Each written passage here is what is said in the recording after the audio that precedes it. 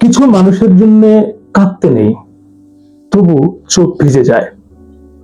কখনো কি এমন হয়েছে কারো চলে যাওয়ার পর নিজেকে প্রশ্ন করেছেন, আমি ঠিক কি হারালাম? উত্তর খুঁজতে গিয়ে দেখলেন হারানোর মতো কোনো সম্পর্কই তো ছিল না, তবু বুকের ভেতরটা কেন যেন খালি খালি লাগে। আমার জীবনেও এমন একজন মানুষ এসেছিল যার সঙ্গে আমার কোনো সম্পর্ক হয়তো থাকলেও তার কোনো নাম ছিল না। আমরা কেউ কাউকে ভালোবাসার কথা কখনো বলিনি, ভবিষ্যৎ নিয়ে কোনো স্বপ্নও দেখিনি। শুধু অদ্ভুত এক স্বাভাবিকতায় আমরা একে অপরের দিনের অংশ হয়ে উঠেছিলাম। সকালে একটা ঘুম ভাঙলো, দুপুরে খেয়েছেন, রাতে আজ খুব ক্লান্ত লাগছে। এই ছোট ছোট বাক্যগুলোই ছিল আমাদের সম্পর্কের পুরো অভিধান। তখন বুঝিনি মানুষ বড় প্রতিশ্রুতিতে নয়, অভ্যাসে আটকে যায়। একদিন হঠাৎ সে বলল, আমার হয়তো আর নিয়মিত কথা বলা হবে না। আমি খুব সহজ গলায় তাকে বলেছিলাম, ঠিক আছে, নিজের খেয়াল রাখবেন। ফোনটা কেটে যাওয়ার পর স্ক্রিনের দিকে অনেকক্ষণ তাকিয়েছিলাম। মনে হচ্ছিল কিছু একটা বলতে ভুলে গেছি, কিন্তু কি বলতে ভুলে গেছি?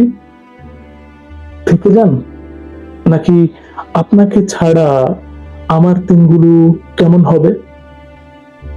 কোনোটাই বলা হয়নি, কোনোটাই না। তারপর দিন কেটে গেল, সপ্তাহ কেটে গেল। অদ্ভুত ভাবে পৃথিবী থেমে থাকলো না।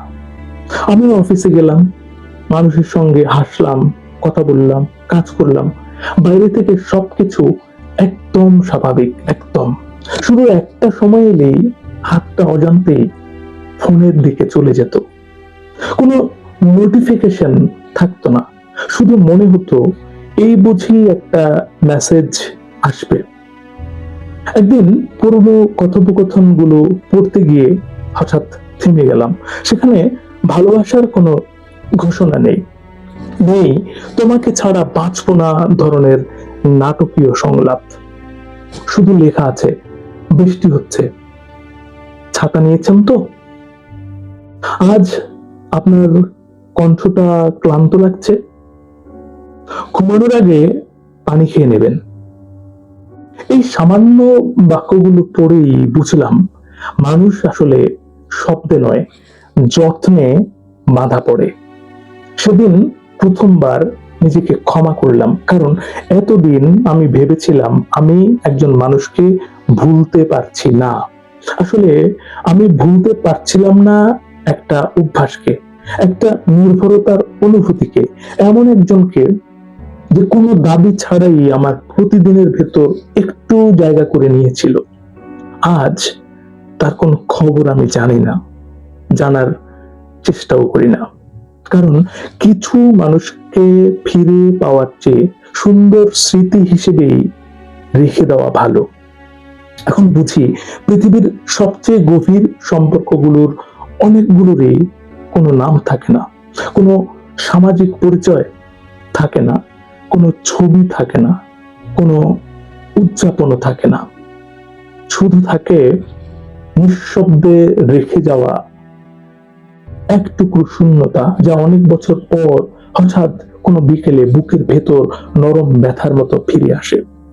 আর তখন মনে হয় সব বিদায়ের শব্দ শোনা যায় না, কিছু বিদায় সারা জীবন নীরবে মানুষের ভেতরেই বেঁচে থাকে। বিদায় নেব তার আগে একটা কথা, প্রতিটি মানুষের বুকে এমন কিছু নামহীন গল্প লুকিয়ে থাকে যা কাউকে বলা হয় না। আবার দেখা হবে এমনই আরেকটি গল্প নিয়ে, যেখানে হয়তো আপনার নিজের জীবনটাই খুঁজে পাবেন। এবার আপনার কথা একটু শুনবো।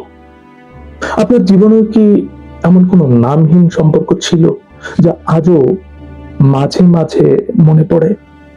আপনি কি কাউকে হারিয়েছেন, অথচ কখনো তাকে নিজের বলে দাবি করার সুযোগই পাননি?